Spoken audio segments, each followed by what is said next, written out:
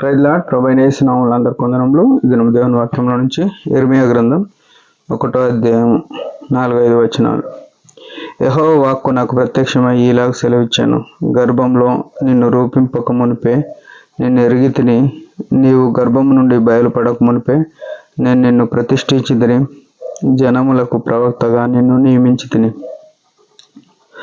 ప్రేమైన వాళ్ళారా, దేవుని యొక్క చిత్తము, ఉద్దేశము మన గురించి ఎట్లుందో చూడగలుగుతున్నాం. ఈ మాటలు ఇర్మీయా గురించి ప్రభు సెలవిస్తూ వచ్చినాడు, కానీ ఆత్మీయంగా మన గురించి కూడా అంతే.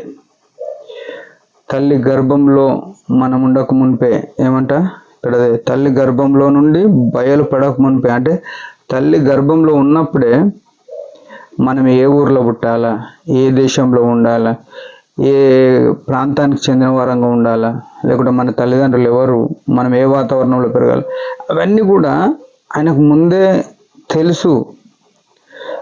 యాకోబు గురించి, ఏశావు గురించి ప్రభు ఏమంటాడంటే, నేను ఏశావును ద్వేషించితిని, యాకోబును ప్రేమించితిని అని అన్నాడు. వారు పుట్టక మునిపే వారి చరిత్ర. ఈ దేవుడు సర్వజ్ఞాని అయిన దేవుడు, ఆదిలోనే అంతం చూడగలిగిన దేవుడు.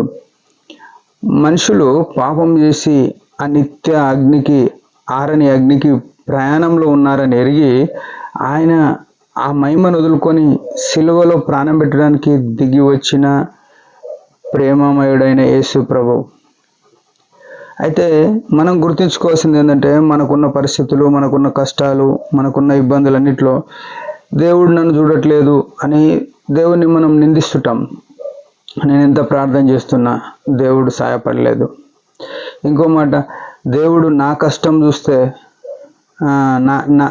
నన్ను చూస్తే నాకు ఈ కష్టం ఎందుకు వస్తుంది, నన్ను చూస్తే నా జీవితంలో ఇట్లా అనారోగ్యం ఎందుకు ఉంటుంది, నా జీవితంలో ఇట్లా అప్పులు ఎందుకు ఉంటాయి, నాకు ఇట్లా వివాహం కాని వాళ్ళు ఉంటారు, పిల్లలు కాని వాళ్ళు ఉంటారు, ఇల్లు కట్టుకొని వాళ్ళు ఉంటారు, ఇట్లా దేవుని నిందిస్తూ ఉంటారు.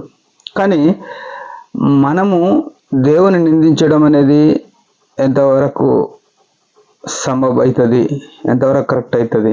ఎందుకంటే దేవుడు నాతో మాట్లాడిన మాట, మన చూపుల్లో దేవునికి అసహ్యమైనవి ఉన్నాయి, మన ఆలోచనలో దేవునికి అసహ్యమైనవి ఉన్నాయి, మన మాటల్లో దేవునికి ఆయాసకరమైన మాటలు మాట్లాడతాం, మనం చేసే పనులు మన చేతులతో ఆయనకు అసహ్యకరమైనవి చేస్తాం, మనం నడిచే నడకలు ఆయనకు అన్ని విధాల వ్యతిరేకంగా నడుస్తాం. కానీ మనం ఏమంటాం, దేవుడైతే మనకు మేలు చేయాలని కోరుతాం, దేవుడైతే నాకు ఉపకారిగా ఉండాలని కోరుతాం. ఎట్లా మనము అడిగేది, మనం చేసే ప్రార్థనకు, మనం కోరే కోరికకు దేవుడు ఎట్లా ప్రతిఫలం ఇవ్వగలుగుతాడు? దేవుడు ప్రతిఫలం ఇవ్వాలంటే, దేవుడు ఆశీర్వదించాలంటే మొట్టమొదట మన జీవితంలో నీతి, న్యాయము, సత్యము, పవిత్రత, ప్రేమ ఇట్లాంటివి ఉండాలి, పరిశుద్ధత కలిగి ఉండాలి. ఇవేవి లేకుండా ఆయన సాయం చేయాలంటే చేయడు అంతే. ఆయన పాపుల దగ్గరికి రాడు. అంటే పాపుల దగ్గరికి వచ్చి సిలువలో ప్రాణం పెట్టి రక్తం గార్చి విమోచించినాడు. రక్షింపబడిన మనిషి పవిత్రంగా ఉండాలి, పరిశుద్ధంగా ఉండాలి, నీతిని అనుసరించినాడు వాళ్ళే, న్యాయం అనుసరించినాడు వాళ్ళే.